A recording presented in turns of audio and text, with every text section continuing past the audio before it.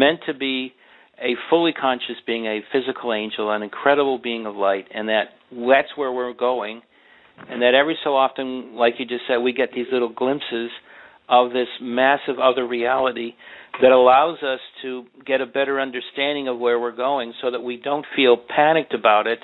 We actually have to say to ourselves, we are going to a great era of light, a great era of control of our beingness. And I don't mean control in the way, it's probably a bad word to use right now.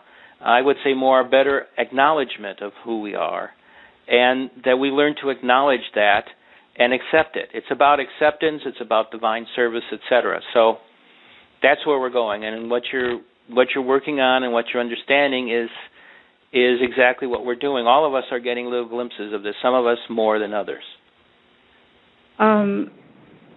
In other words, the Syrians are the good people. Right, exactly. What the Galactic Federation wants to do with this whole disclosure is have people formally understand that they are benign, that they are here to help us, that the process they're here to help us is what we're talking about, which is moving from being limited to back to being fully conscious beings. They have this connection between the spiritual world and the physical world, so that we can not only walk between two worlds, but actually be residents of both worlds simultaneously. So this wonderful being is who we are really inside, and we are getting ready to reconnect ourselves to it so that we can become who we are fully potentialized to be, which is a fully conscious being, a being of light, a physical angel. It's the total opposite of what we're doing on this planet right now, because what we're doing right now is all based on ego. Right. And as you said before, the achievement or the overpowering of another human being to gain your success. Exactly. That's something.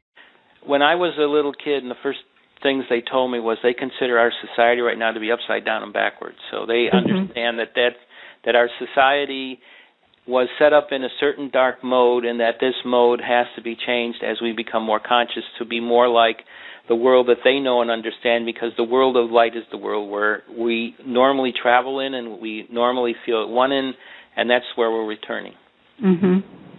Have you noticed that there are, in spite of the light coming, there are more people being killed by other people all the time, or... it's like people suddenly become possessed. Well, there are some people that are relating more to their learning in the dark and are desperately trying to understand the dark. But as far as more deaths, there may be more people, but actually the world is getting to be less and less violent as far as people to people go. And I'm going to exclude wars and all that stuff, because that's organized violence, and it's something that occurs not because people are doing it to one another, but because governments under basic control with dark cabal are creating immense disasters of death and destruction around certain parts of the world, of which the two most examples that we will know as Americans is, of course, Afghanistan and Iraq. If a person wishes to communicate with the Syrians, they can do that, right? Ask for it. If it's meant to be at that particular time, if you are ready for teachings, etc., it will happen. If you're not quite ready, it won't. So just do it, and if you get discouraged because it doesn't happen immediately, know that as you work in the light, it will become more and more viable, and you just don't give up. The frustration is not what this is about. It's about understanding that as you work, you reach certain levels, and then your knowledge becomes one where this exchange can occur. So just be who you are, work in the light, grow, and know that all of this energy is there waiting for you. What you said about the mind and the energy and the power and the connection we have with the divine source.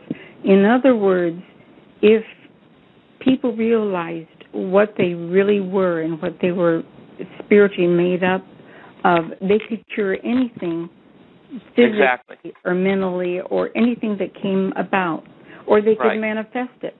Right, exactly. Do you have a book on your writings or your beliefs? Right, I have a book called Your First Contact. It has has my story in it. It has the whole basic materials that I use. And it's the best thing to get because it will tell you all about the Syrians. It will tell you all about heaven. It will tell you all about the Galactic Federation. It will tell you about Galactic Society. It will tell you about the law of the four laws, et cetera, et cetera, et cetera.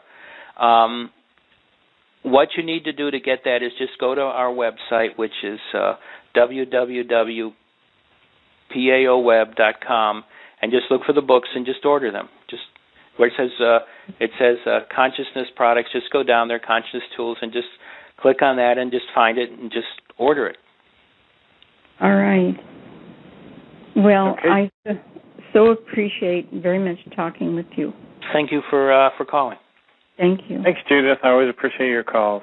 Mm-hmm. Okay, Sheldon, I know we're a little bit over time here. We're 5 minutes over time. How are you holding out? Do you want to keep it to the hour? Yeah, I want to keep it as close as possible. I have things to do today. I understand totally. Well, I want to let everyone know that we've been talking with Sheldon Nidle, and his website is www.paoweb.com, and he has a webinar that I believe is Sunday, August 21st. Is that correct? Right. That is correct, Mark. And we've got a couple more callers on the line. Sorry, guys. We're going to keep it to an hour tonight. I know, Sheldon, we could probably talk forever, but we all have other lives and things to take care of. I want to thank you for coming on the show again, Sheldon. It's always great. Well, thank you for having me again, Mark. Thank you very much. All right. Have a good evening, sir. Right, you do too. Good night. Good night.